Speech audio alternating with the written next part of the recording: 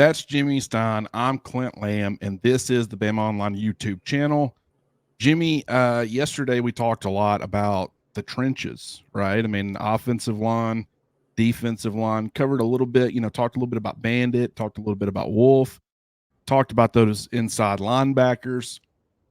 Today we're going to be discussing some of the other spots, right? I mean, you got tight end, you got running back, you got wide receiver, you got the secondary, which we've touched on in some previous videos, but I want to continue just as we're learning more, as we have more thoughts, I want to be able to share those with people. And so sometimes you might hear us be a little bit repetitive in some of the things that we say, but it's also, there's a purpose behind that. It's kind of driving points home. Some people haven't heard all the other stuff that we've said. So, it's just, it's a refresher for some, it's new information for others, but there's also a lot of new information for everybody because we're learning as we go through spring practice what this Alabama roster is going to look like. And we'll know a lot more come A-Day. We'll be able to reflect a lot more, and that's going to be a lot of fun when we get around to doing that. But we'll start with the offensive skill positions, really, and we'll just kind of work our way through it, starting with the running backs. I mean, it's a talented room. You lose your top two runners from a season ago in Jace McClellan and Roydell Williams. But the guys who are behind them, a lot of people feel like they should have been the top two runners. And there's a debate that can be had there as far as experience versus talent. How ready was Justice Haynes? How ready was Jam Miller?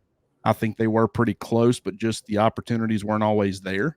But what are your thoughts on this running back room? And, in Kalen DeBoer's offense, in this, Nick Sheridan offense, I think that position carries a little bit more importance than people realize. I couldn't agree more. I mean, Dylan Johnson, Washington's running back a year ago under DeBoer, and that offense rushed for 1,200 yards. I think he was second in the Pac-12. I think running back, and it's going to be even more so this year. I believe that in terms of the DeBoer offense, because look, the great offensive coordinators, and I'm using DeBoer as that great OC because he's the one that's more experienced than Nick Sheridan at it. But the great OCs, they don't just have a system and, hey, I threw it 48 times a game with Michael Penix because my system, we throw it 48 times a game. That's not how the great OCs do it. The great OCs deal with the hand that they're dealt. And like, okay, this year, this is what I've got. So I'm going to mold my offense into what I've got. And just my take on it, Clint, is the running back position in Alabama is probably the most gifted position on the offense, offensive guard and running back. I think those are the two best spots. They sort of work hand in hand in that interior run game. And I think that's ultimately going to be Alabama's bread and butter is the interior run game with Booker and Roberts up front and Justice Haynes and Jam Miller running back. And to me, I want to, my focus today, you're going to hear me repeat this several times during today's show, is what did we think before the spring and what do we think now? What has changed in 9 practices? I think today is the 10th. We record this on a Wednesday, and I think today's practice 10. What's changed in 9 practices from what we thought?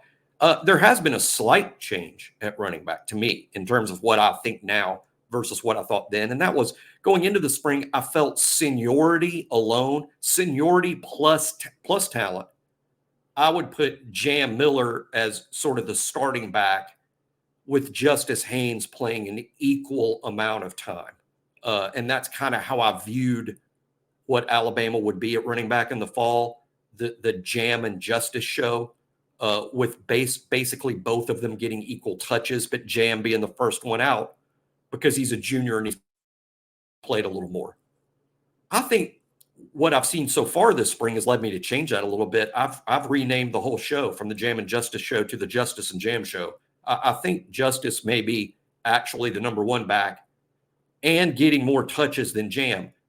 And I don't mean that as some reflection on Jam poorly. As a matter of fact, I think Jam Miller is one of the best players on the football team. I just think Justice is going to have an explosion type year, and the staff loves him, and he's a great fit with what they want to do. And he's really good catching the ball out of the backfield, and they want to do that a lot. So I see the Justice and Jam show with Richard Young being an outstanding third option And Daniel Hill probably playing. I don't see a red shirt for Daniel Hill at all. I think he'll play enough to justify not redshirting him. And should there be injury, obviously he needs to play more. I don't think he'll develop that short yardage role because I think Justice could be pretty good at that, even at his size. But that's that I see the difference. This spring, I think Justice has sort of emerged. And one last note here, I told this to my wife the other day, who's a big Terrion Arnold fan.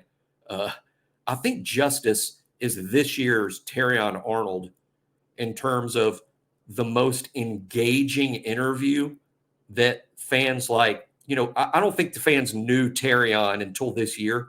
And we're like, wow, that's the guy we want on camera all the time. We love this guy. He needs to be on camera constantly. I think Tyler Booker's that, but I also think Justice Haynes sort of emerges as a major fan favorite, in part due to his talent on the field and in part due to his talent in front of the cameras. Yeah, I don't disagree with that at all. And I like the way that you put it as far as the pecking order, because it's like a 1A, 1B, but there's got to be a 1A, right? I mean, it's equal, but there's a reason you call someone the 1A. It's kind of that if it's 51-49 sort of lean, it's pretty 50-50. Maybe it's 50 and a half, 49 and a half. I mean, it's close. But, before I probably would have listed them, Jam 1A, Justice 1B. Now I've probably flopped that as well. And I think that with the new coaching staff, both of these guys have been at Alabama. It's not like one of them's a freshman and they're having to get up to speed.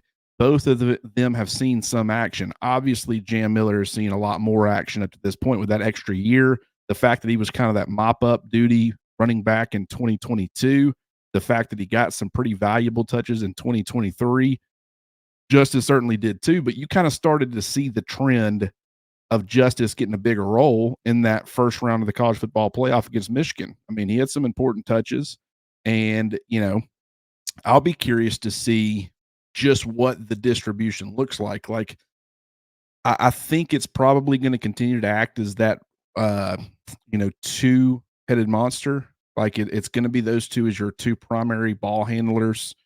You're going to have Jalen Milroe continue to be mixed in there, assuming he holds on to the starting job, which at this point, there's nothing that has led us to believe that that's not going to happen. Do I think that it's a locked up competition and everything's over and it's 100% going to be Jalen Milroe week one?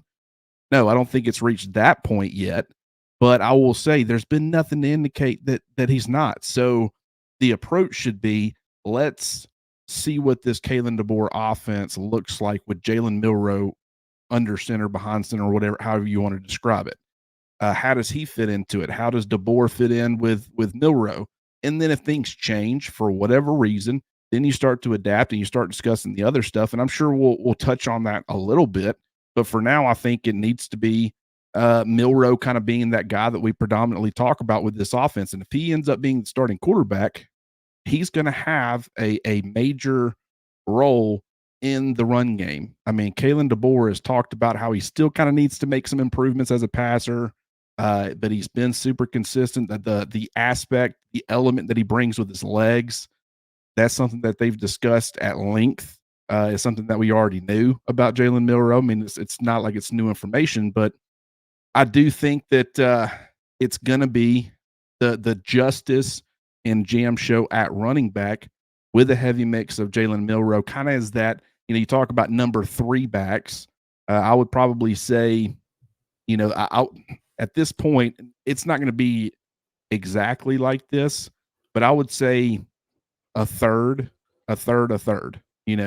and there will be some opportunities for others. I think Richard Young will be kind of that mop-up duty running back this year. You might see him get some touches in certain games. Jam Miller was kind of in and out. He would have a couple of games where he had a bigger role and he was playing some meaningful snaps and getting some meaningful carries, and then he kind of fade for several weeks. I can kind of see that being Richard Young this year, with the expectation that probably Jam Miller could end up leaving after this year, running backs. I mean, unless you just got a lot of work to do. If you're working as one of the top 2 players at that position at a school like Alabama, you're draft eligible and you have a really big year, which I'm expecting both Justice and Jim to have pretty big years, then it's possible he could end up leaving after this year, and then Richard Young kind of step up and be that 1-2 punch with Justice Haynes in 2025, which is what they had kind of envisioned for themselves when they both committed to Alabama in the same recruiting class.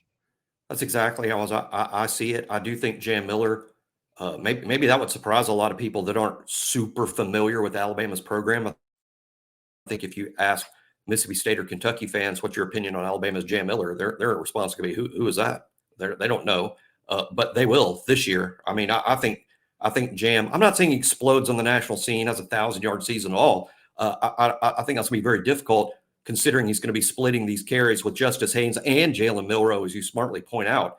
But I think that Jam is going to be so impressive in his opportunities that the NFL is going to be like, wow, he's one of our guys. He's one of us.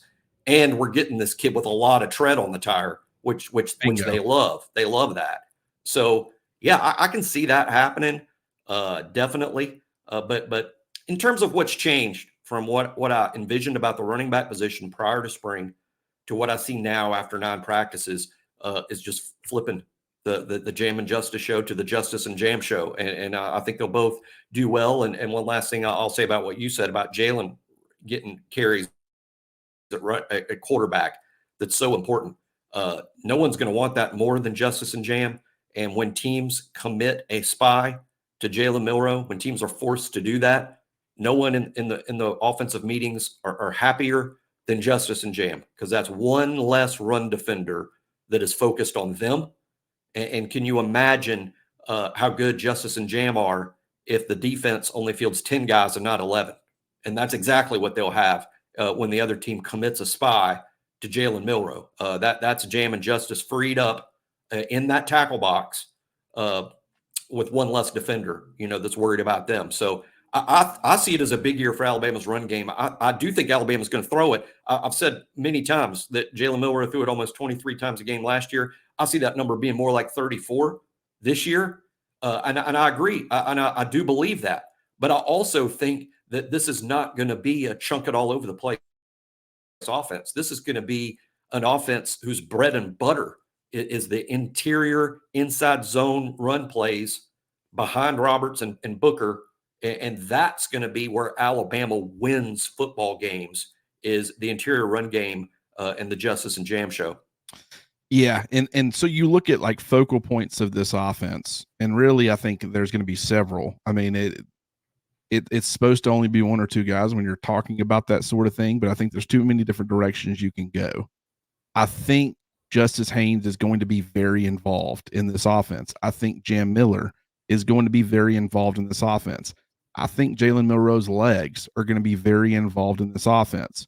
I think that Jalen Milroe can and will have a much bigger role as a passer. So that's going to be an element. Now, how do you mix and match all these different things? Well, really, it's about efficiency, and it's exactly what you said as far as the NFL. If you prove that you're an NFL caliber player in their minds and you have less tread on the tires, that's a good thing. I mean, Josh Jacobs is a prime example, a guy who shared the backfield, but in his limited touches, he was efficient. He proved that he was a 3-down guy, could catch the football in the backfield. He could pass protect. He could bang between the tackles. He could do some off tackle stuff. Very shifty, elusive in the open field.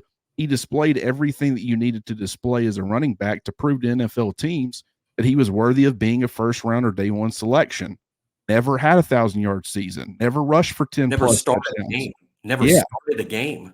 And so, but NFL teams viewed that as a positive. You can work him in a tandem. You don't have to have a workhorse necessarily, which means you prolong their life. Like, he's worked in a committee type of situation before. He's not going to expect all the touches. And on top of that, you've also got you have the impact, or you're getting the impact anytime he's on the field. I think that a guy like Jam Miller could end up having similar success. It's all about efficiency. It's all about, are you displaying all the different things that you need to display? And I think that he will. I think he'll be effective in pass cover or pass protection. I think he'll be a very effective runner, whether it be on some of that outside stuff, whether it be banging between the tackles, short yardage situations, catching the football out of the backfield.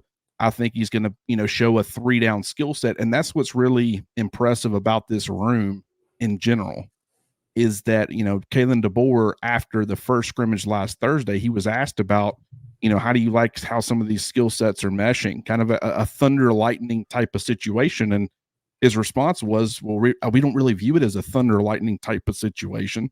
And I'm paraphrasing here, but it's, everybody can kind of do everything. And so I think that's big because it's not a tell when any one particular guy's on the field.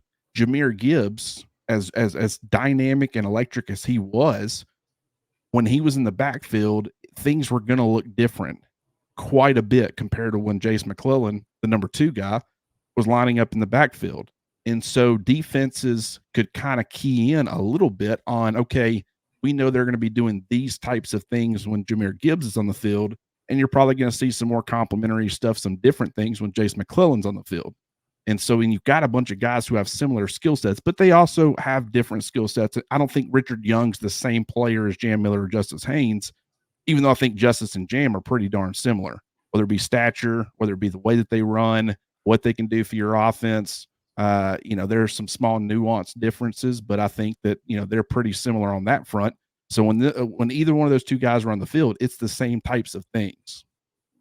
No doubt. You don't have to. I mean, I like the idea of backs with different skill sets. So, hey, it's 1st and 10. We're going to play this guy. It's 3rd and 1. We're going to play this guy. Hey, we're going to throw it a lot on this possession. We're going to play this guy. We're going to jam it right up the middle. So we're going to play this guy.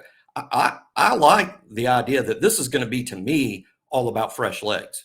It's all about Jam and Justice playing while they're fresh, keeping each other fresh, putting in Richard Young, who, we haven't seen Richard Young, but he seems to have a really similar skill set to the other guys. I mean, and they're very similarly sized, and they all can catch the ball, and they all can run inside and out. I think it's great. To me, it's just fresh legs. We talked a lot about it with the defensive line yesterday, that's a fresh leg group. Now, I think running back's a little more star potential, particularly with Justice. I mean, I think he's going to be a big star, and he'll do things like make all SEC. I believe that. He has to have the carries to do it. I wonder if the carries, Clint, end up being 15 for Justice and 15 for Jam between carries and receptions, and 15 for Jalen. There's not a lot else to go around. That's 45 plays right there. That's not a lot to go around. So if Justice and Jam stay healthy, I think we're going to see almost always those guys. But I like that their skill sets are really similar. You don't have to change anything. It gets me on another tangent. We'll do a show some other day, Clint, about this. I'm not saying the NFL is dumb and I'm smart. It's really the other way around. But how come, like, when you have a quarterback that's got a unique skill set in the NFL, that the backup quarterback doesn't have the same skill set? Why doesn't the Baltimore Ravens? Why is their second team quarterback some pocket guy and not a guy that can do exactly what Lamar can do? Seems to me they have to work on 2 different things all the time on offense instead of running the same offense all the time. But I guess that's tangentially related to what we're talking about here. Yeah, and I know at various points, the Ravens, they had RG3 there for a while as their backup, who kind of does do some of those similar Perfect things. sense. Makes perfect sense. And that was early in Lamar Jackson's career. Trace McSorley, when he was kind of the backup, he kind of had that dual threat ability. But I mean, obviously, no one's going to be Lamar Jackson, right? Josh Johnson, I think, is their expected backup. Yeah, I mean, he's been in the league for what, like 20 years. I mean, I don't think he's been in the league that long, but I mean, he's closing in on 40 years old. He's got to be in his mid 30s, late 30s. I mean, he's been in the league. Probably made millions of dollars. Yeah. And no one knows who he is. Just how many for everybody. NFL quarterbacks who've made millions of dollars have total anonymity like Josh Johnson? Yeah. I mean, he can walk into a mall anywhere. Nobody's going to know who he is. And he's got a similar skill set. So I think that's kind of the goal. You don't want to sacrifice too much, but I do agree that a lot of teams kind of don't adopt that always. And that has just made, now granted, I think if you've got kind of a pocket passer, and I think if you're going to have a dual threat as your starter, you need to have a dual threat as your backup.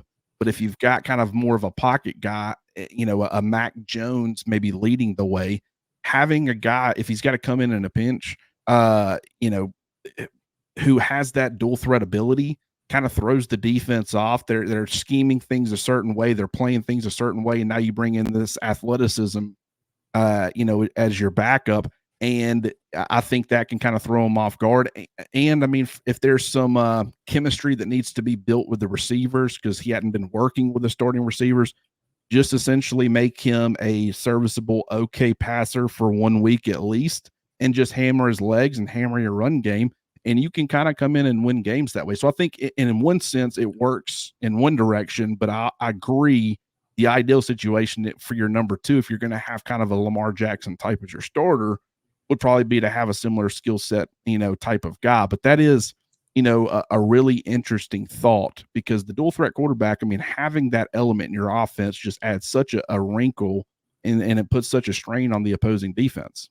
What's why? I mean, just think of, I've always said that. I said this about Jalen Milroe to start last year, not the Jalen Milroe we saw at the end of the season.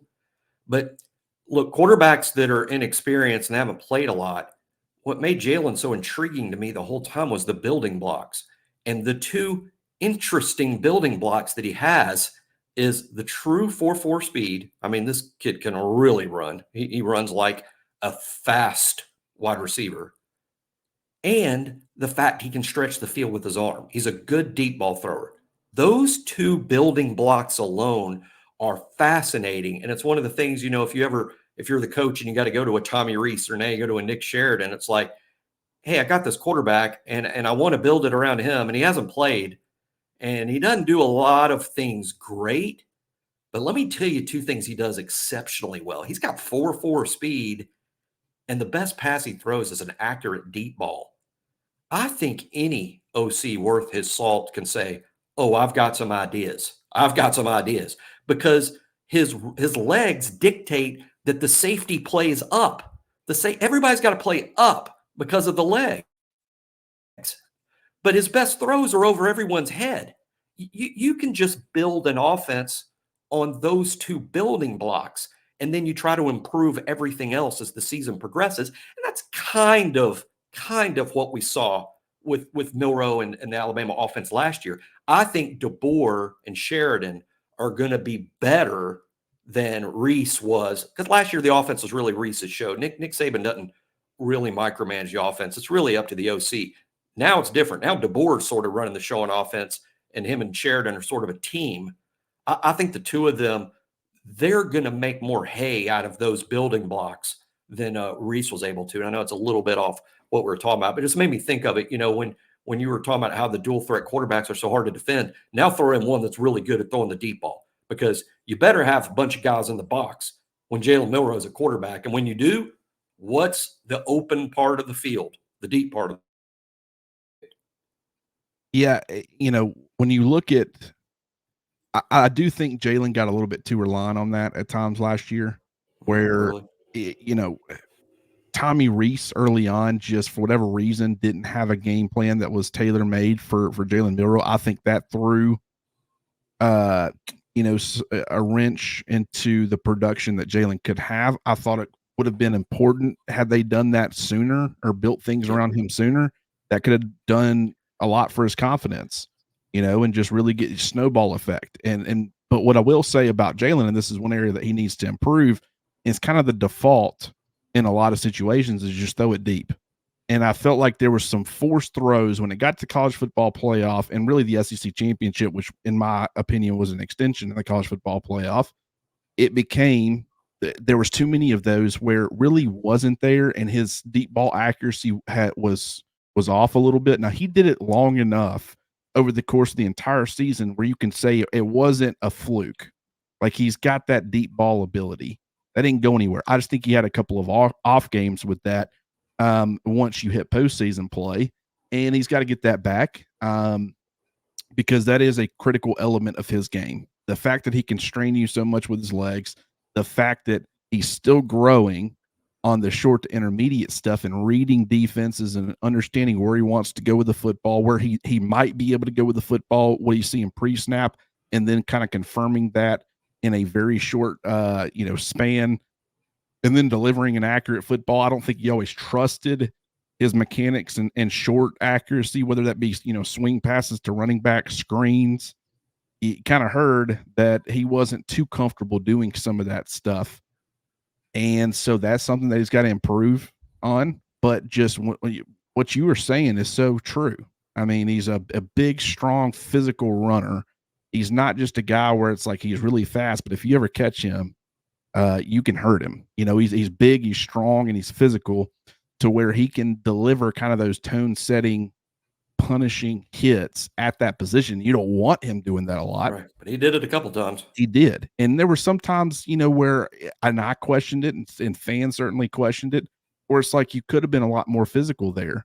You're right there at the first down marker, lower a shoulder and get the first down. And it kind of seemed like he would get a little timid. I think that was the coaching staff probably hammering, just, hey, don't take those big hits. And so at the last second, the instincts say, I want to lower a shoulder and deliver the boom.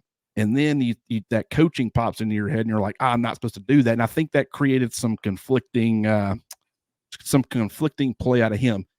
He's done it enough where you can't question if he's willing to do it. I mean, the guy has tattooed people. He's been tattooed. Whether he was backing up Bryce Young and he was coming in at the end of games and getting spun. He took some shots. He was sacked more than any quarterback in the league. Yeah. He kept getting up, so he'd take shots. Yeah. I mean, there's no doubt that's true. I think it's just Saban being burned. Saban always felt, this is no secret, Saban always felt Tua took unnecessary shots, and it frustrated the heck out of him, and it ended up costing Tua that season because that hit that he took even against Mississippi State was unnecessary. I think when Saban, Saban doesn't spend a lot of time with the quarterbacks, but it is an easy guess of when Saban did coach up Jalen Milroe, it was about not taking hits. Like, hey, you're going to run the ball. We're going to have you running the ball. And unfortunately, you're going to sack too much. You're going to take some hits, but let's not take unnecessary. Let's try to reduce the amount of shots that you take, because I don't care how you're built. You're going to go down in this league if you get hit a lot. So in my mind, that was Saban and Tommy Rees begging Jalen, to, because it wasn't until late in the year that they had a lot of confidence, by the way, in the number 2 quarterback. You got to remember that too. 1,000%. They lost confidence in the backups in Tampa. So you had to keep Jalen healthy on top of that. So the fans just have to remember the coaching that he's getting. And that was an easy guess in terms of how Jalen was being coached, is no unnecessary hits. You get out of bounds, you get out of bounds. Yeah. And that was, just look at Cam Newton. I mean, he was so effective for so long, even in the NFL, but he was a goal line power back. I mean, they would just hammer him, at the goal line. And when you start getting in the latter part of his career, just the hits and everything, it started to catch up to him, and he had shoulder problems, and he was never right. I think his career, for various reasons. I mean, I don't know how willing he was to be a backup. I don't really know one way or the other, but so that could have played a factor. But I think that just the tail end of his career could have been extended by a couple of years at least, had he not just taken blow after blow. And that's a 6'5", 250-pound quarterback who just, that's what he was built around. And so you want to protect that. And I think you raise an excellent point when it comes to the backup quarterback and the confidence in that backup. What do you think Jalen Milroe's parents are telling him? I know that my parents, I listened to their advice, and I took their advice, whether it was after games. My dad would have, things that he would say, and I would take that into consideration. He wasn't my coach, but I respected his opinion. You have to think from their perspective. They're like, don't suscept yourself to these massive hits. Like, that just, they want him to get the first down just like fans do. They want him to win games just like the fans do, but they're also looking at his health too. So I wouldn't be shocked at all if they were like, hey, protect yourself a little bit more. You don't have to, you're doing great with what you're doing. You don't have to, put yourself on the line like that constantly. Not constantly. It's going to happen some. It is. It is. I think with experience, experience is what he didn't have. Now he does. But that lack of experience hurts too, to where, hey, if it's 3rd and 1, if it's a quarterback keeper, Jalen, you're going to have to lower your shoulder. They called the play for you to lower your shoulder and make the first down.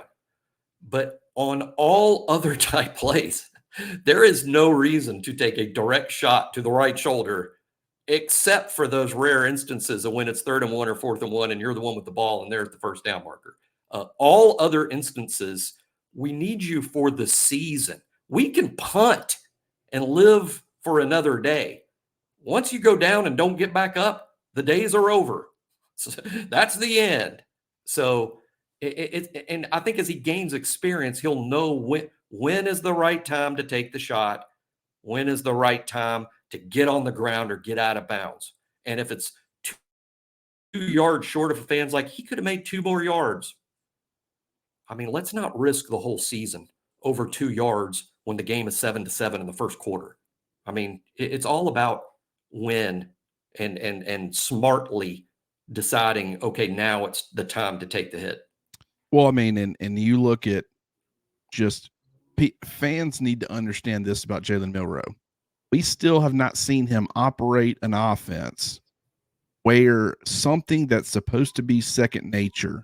I don't know whose fault it was. I think there's plenty of places the blame can be laid, but the bottom line is the quarterback who is already trying to learn how to identify things pre-snap, see things post-snap, do all those different things that they were kind of struggling with and trying to improve in.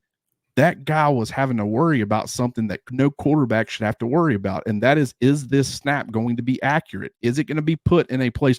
You stick your hands out, you expect that ball to hit your hands.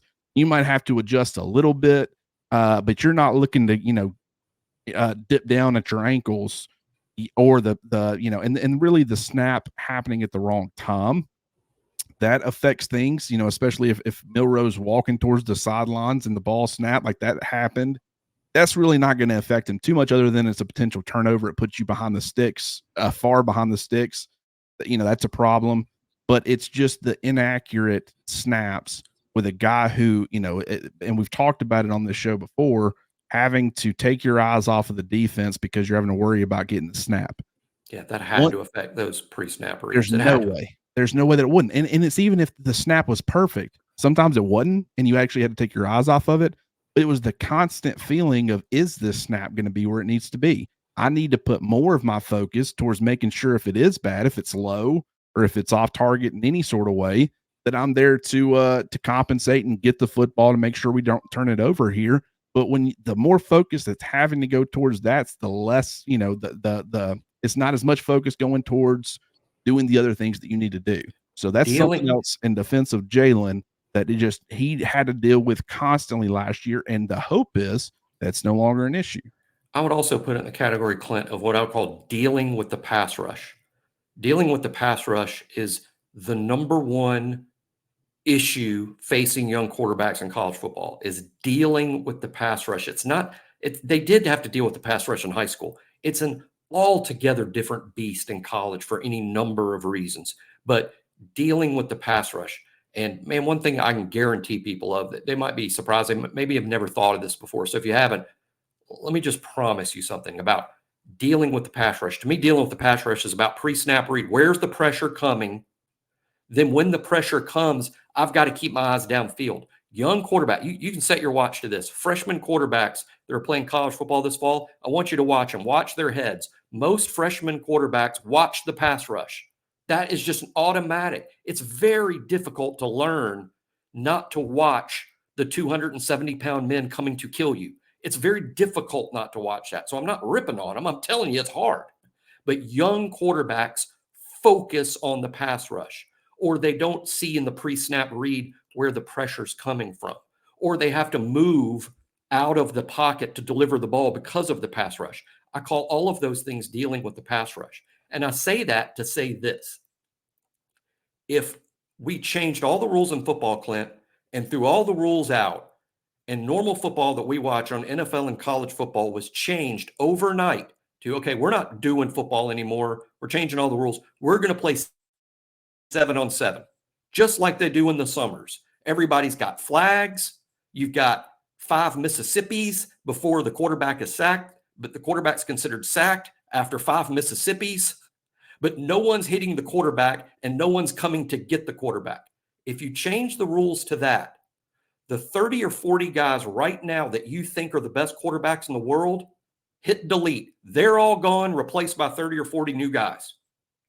The ones that are the best in the world are the ones that deal with the pass rush in the NFL and in the college game. Those are the names we know. Those are the best guys. There are fantastic quarterbacks that if they didn't have to deal with the pass rush, they'd be better than Mahomes. They'd be better than Lamar. They'd be better than Milroe. They'd be better than Carson Beck. Dealing with the pass rush is just the number one most difficult thing at this level. Jalen struggles with it. Well, hello, of course, all young quarterbacks struggle with it until they can master it. And then there's about 20 guys in the NFL that have just learned to master it. And that's why they make millions upon millions of dollars. I mean, so, sorry about that rant. No, I mean, you're right. I mean, and look at, you look at a guy like Mac Jones, who was a, fourth year player by the time he became a starter. He had played, now granted, he had come in for 2 of the year before and played quite a bit. So he got his feet wet in some really big moments going into Jordan-Hare Stadium, hostile environment, the whole 9 yards. Definitely, so, going against Michigan in the bowl game, all those things benefited Mac Jones. But his experience in the system and the fact that he had gotten his feet wet as a starter, so he had seen things go live, and that benefited him. And, just different strengths and weaknesses for him compared to a guy like Milroe. But one thing about him in that 2020 season, it's like the guy never just all of his, you talk about focusing on the pass rush and seeing the pass rush. It all felt second nature. It felt instinctual for him. You never saw him take his eyes down and pay attention to anything. It was always just, turn a shoulder, move, slide a little bit in the pocket, just very natural. And I think that with him not having that mobility that a lot of these other Alabama quarterbacks in recent years have had he not had that ability to, understand or know what was coming, being instinctual in the pocket, all those things, he would have gotten killed. I think, and that ability, it also makes the offensive line look better. When you go look at the sack numbers, you'll say, oh, they didn't give up a whole lot of sacks that season. Well, that it was a good offensive line, very good offensive line. Was it as good as the numbers indicate? Probably not. A lot of it was Mac Jones just having the natural instincts and ability to elude pressure in the pocket, keep his eyes downfield, and already kind of knowing where he wanted to go with the football. So it's just a difference. But I think that, just Mac Jones' experience and the way things played out for him, the fact that he was working under, Jalen Milroe, Tommy Rees, Bill O'Brien, Mac Jones, when he was going through the development stage behind the scenes, Steve Sarkisian, that helps a lot. So, that's something to keep in mind. And that's where I think a guy like Kalen DeBoer can really help Jalen Milroe. He's now seen it go live. He's been under the pressure. He knows, you can try to simulate all these things in a game. You don't fully know what it's going to be like until it's actually going on live.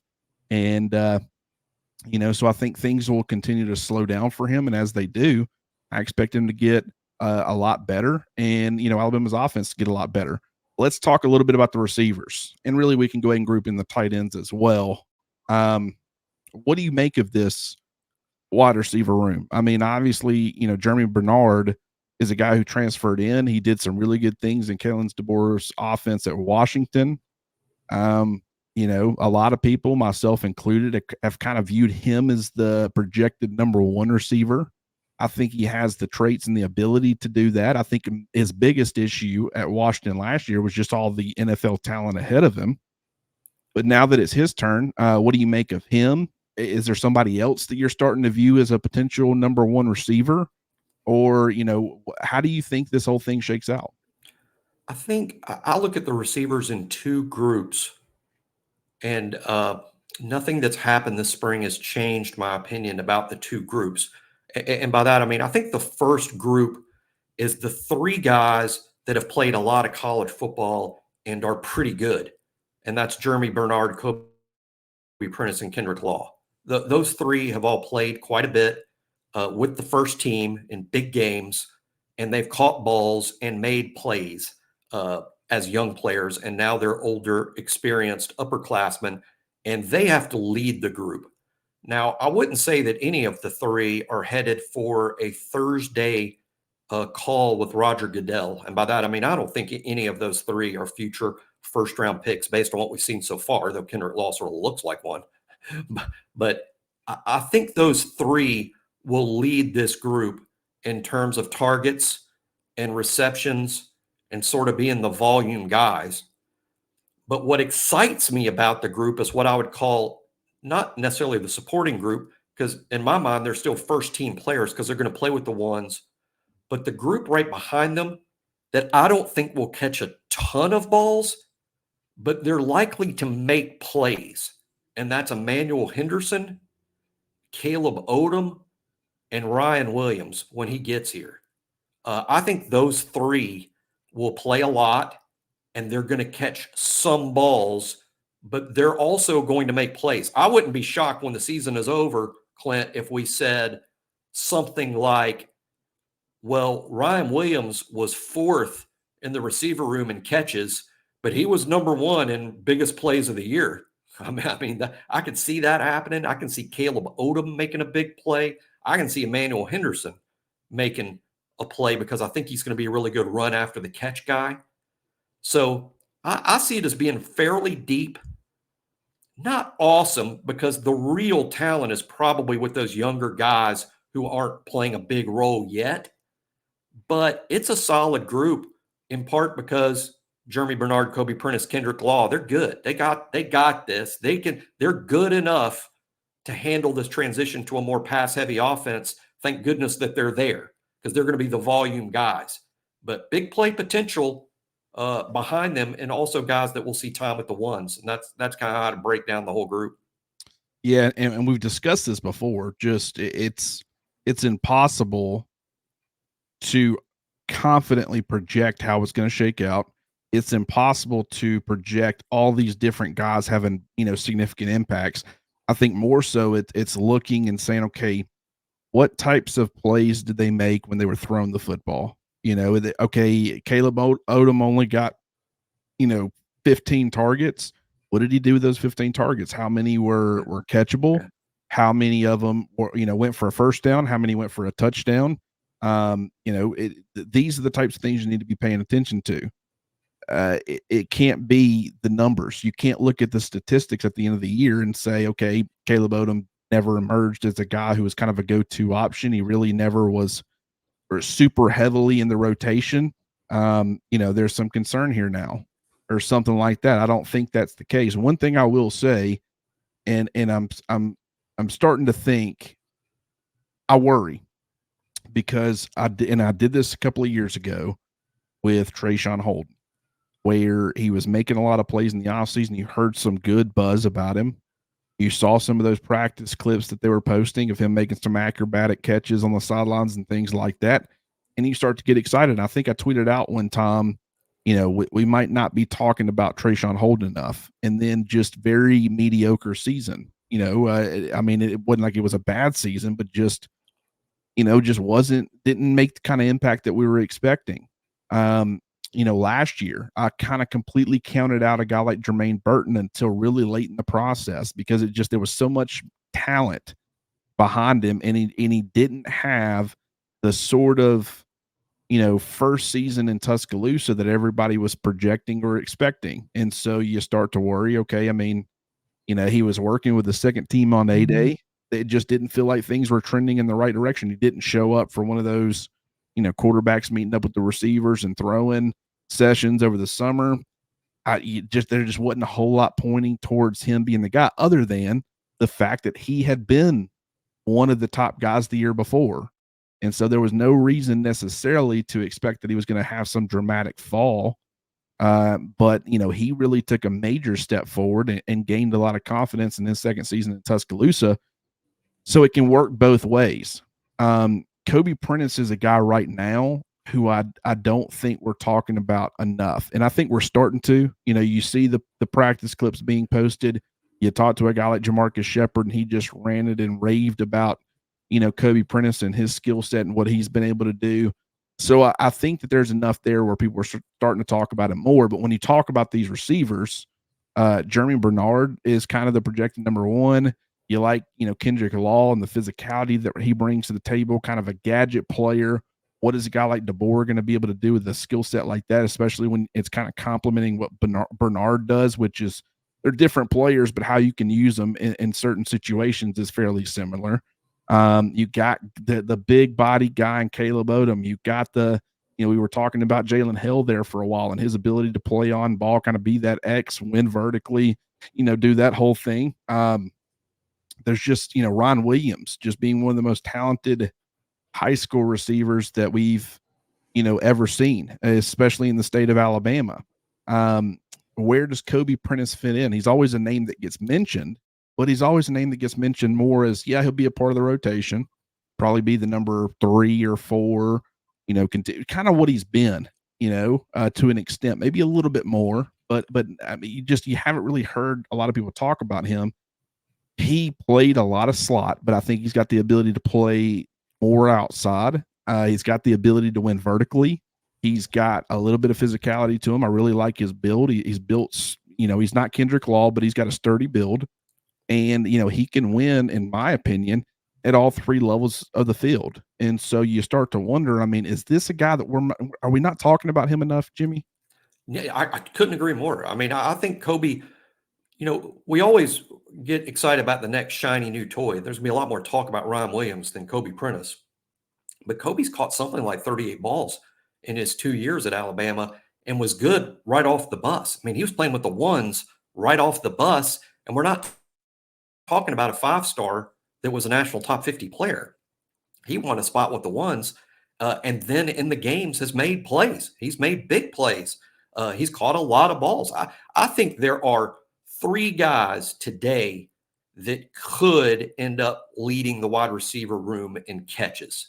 3 different guys that might be number 1 in terms of how I see it. Number 1 is Jeremy Bernard, who's the most experienced guy who came all the way from Washington and is clearly a guy the staff is going to trust. Sheridan's going to trust him. Shepard's going to trust him. 6'1", 200, caught over 40 balls, played with the ones at Michigan State and then Washington and now Alabama. Jeremy Bernard, to me, is the most obvious candidate to lead the room in receptions. I would say Kobe Prentice is number 2 in terms of who might lead the team in receptions, be the volume guy in terms of catching the most balls. And why not? Kobe can make the big play. He's a good run after the catch guy. He's pretty tough, pound for pound, as a blocker. Number 3 to me in the real dark horse is Ryan Williams. I'm always going to include Ryan in he might lead the room in receptions, just in the sense that I think day one he'll be the most gifted kid in that room. Now, he might be too young, he might be too small, all those things that might keep him more like the 3rd, 4th, or 5th guy. But I would include him as who could possibly lead this wide receiver room in catches this year. Bernard, then Kobe, and then maybe Ryan. Yeah, to me, that feels like the safest route to take. Ryan Williams, to me, the Malik Benson's throwing me off. He's throwing me off a lot because I mean, it just so much hype. Similar hype to Ron Williams. Ron Williams is a high school player though, where he's coming from the high school ranks, and he should be have another year in high school. And so physically, how developed is he? I think from just a talent perspective, he's got the talent to step on the field day one and be an impact player. He does. It's not just the talent. How do you handle the transition to college life? How do you handle the transition to, balancing all the demands of being a major D1 athlete on top of the academics? How do you handle the complexity of what you're doing offensively compared to high school? And I don't care, big programs certainly do a pretty good job on the high school level of preparing some of these guys, but it's not what Kalen DeBoer and Jamarcus Shepard and Nick Sheridan are going to be asking Ryan Williams to do. He's never done anything like that. And so just being even a younger player, I mean, I think about myself at 17 years old, would I have had the ability to make that transition quickly? We've seen a lot of guys who haven't been able to make that transition quickly. So that makes me question, especially when you compare it to a guy like Malik Benson, who had so much offseason hype, and I bought into that. And especially when you hear Nick Saban, and he, talked about the vertical ability, bringing that element to the offense.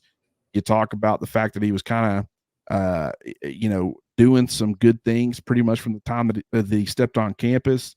And then you start looking at the open practice, scrimmages, hearing about him. It's like he just wasn't doing anything in those settings. And it's like, it's going to be an adjustment period. Like this was expected.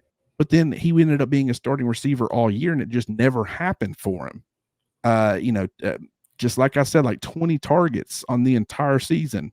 What I don't want to do is to take that level of hype and apply it to a high school receiver who's not even your typical high school receiver. He should still be in high school for another year and then end up being wrong. I'm trying to learn from my mistakes, I guess is my point. But what I will say is that the way I'm going to do it is he's a down the stretch guy for me right now. If it ends up happening quicker than that, great. That's certainly not a bad thing, because when it clicks, he's going to be one of the best receivers, one of the best offensive playmakers in all of college football. But he's a down the stretch guy for me, where I'm going to give him time to get on campus. He didn't enroll early.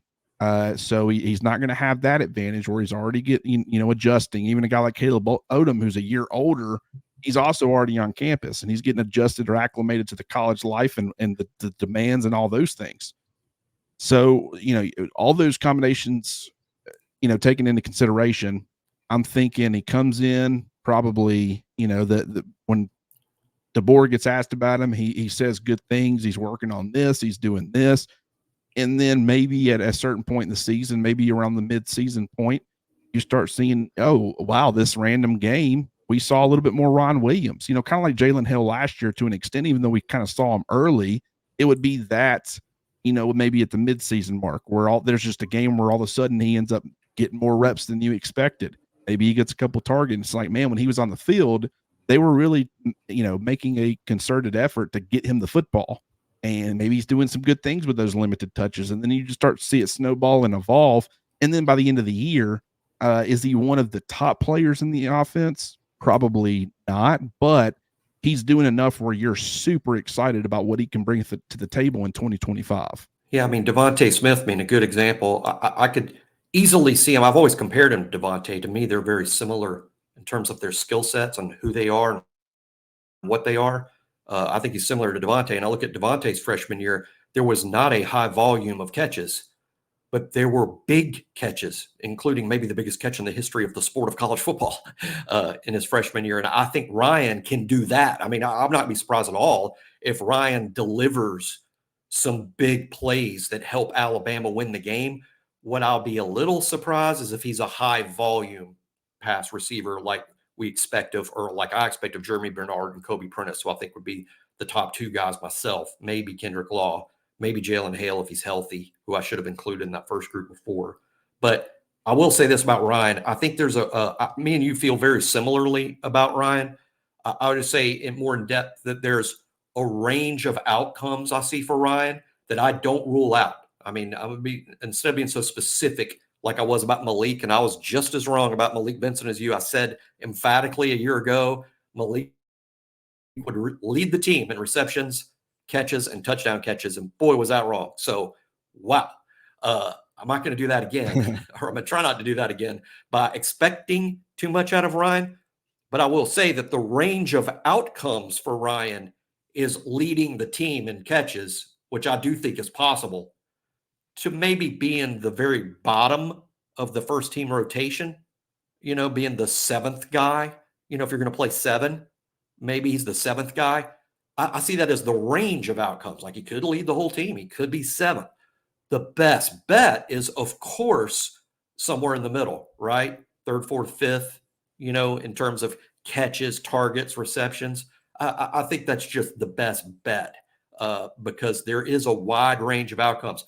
The only thing that I rule out, Clint, is Ryan not being a part of things.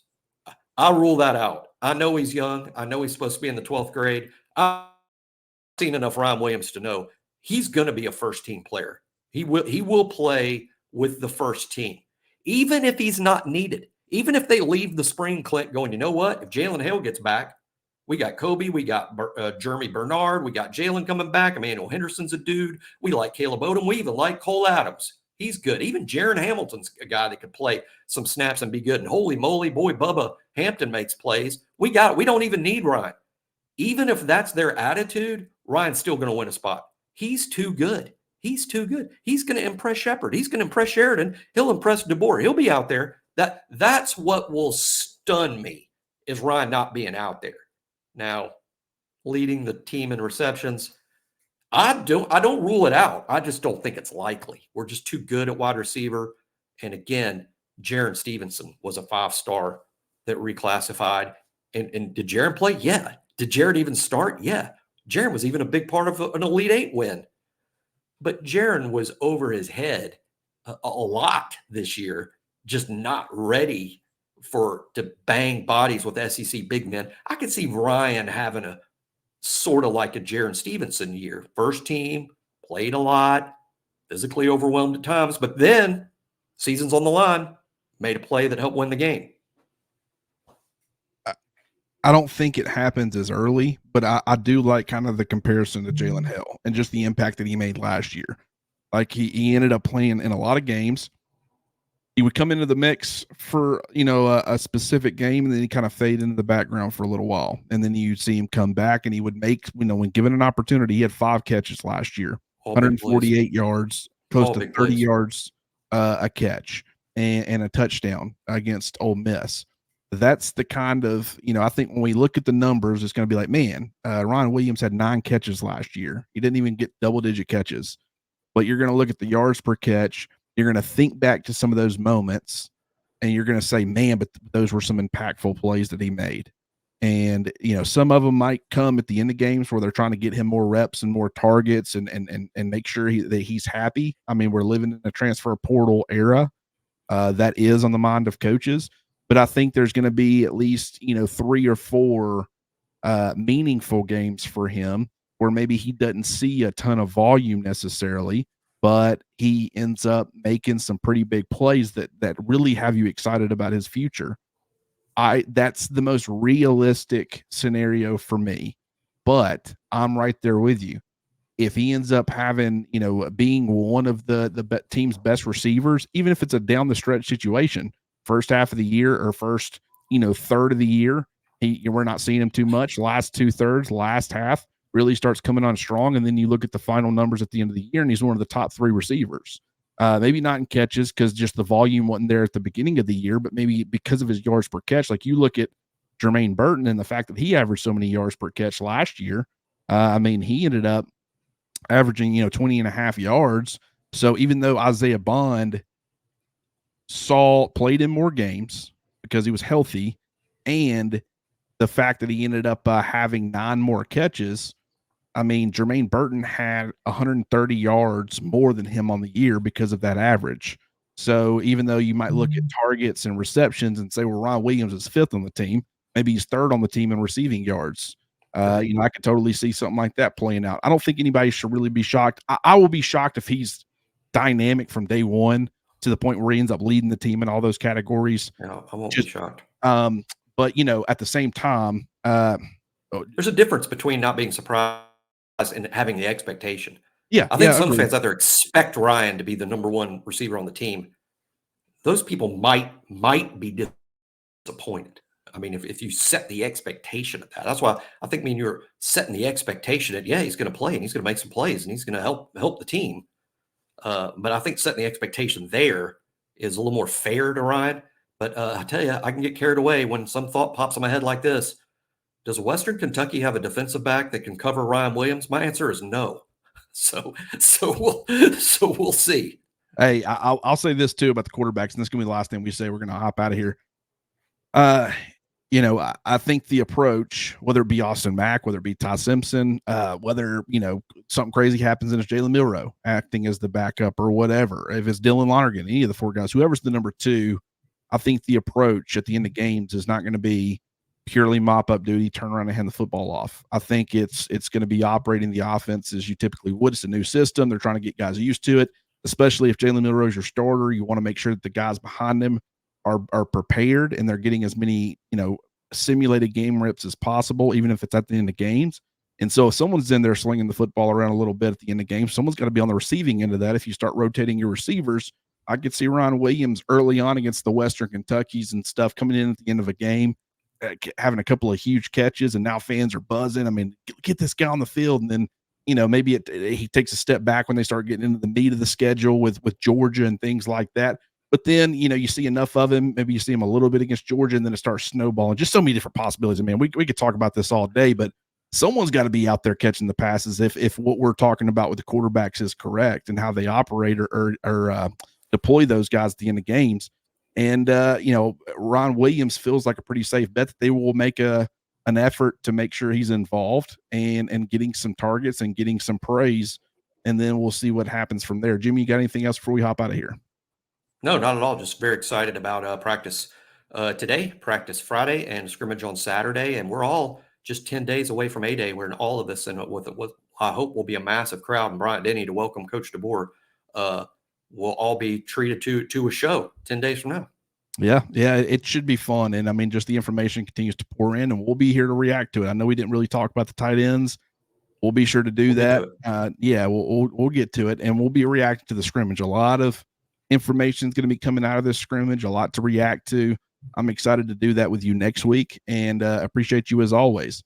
And for anybody that's listening, like this video, subscribe to the YouTube channel, turn on that notification bell so anytime that we're, whether it be going live, whether it be recording another video and us releasing that, be sure to hit that notification bell as well. And also, if you haven't already, go subscribe over at BamaOnLine, hop on the roundtable message board, Final Four talk, NFL draft talk, spring ball talk, just tons going on with Alabama right now. First ever Final Four, first ever Kalen DeBoer spring leading to the first ever Kalen DeBoer 8A game, NFL draft, the last of the Saban players, or at least, with him being the head coach, exclusively the head coach, with Dallas Turner and JC Latham and all those guys.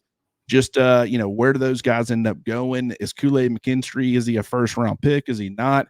All these different things to talk about, really in every different direction. So we're going to be doing it over there. Jimmy, as always, I appreciate you, and we'll do this again soon. Need to sneak in some of these remaining tournament games, including Alabama in the Final Four? Well, Prime Video has you covered. Watch every game live on your phone, on your laptop, or relax at home and watch on Prime Video with a subscription. Prime Video gives you choices to add on channels like Paramount Plus and Max, both of which have been featuring NCAA tournament games, all in one place. It's March, it's madness. Stream it all now on Prime Video.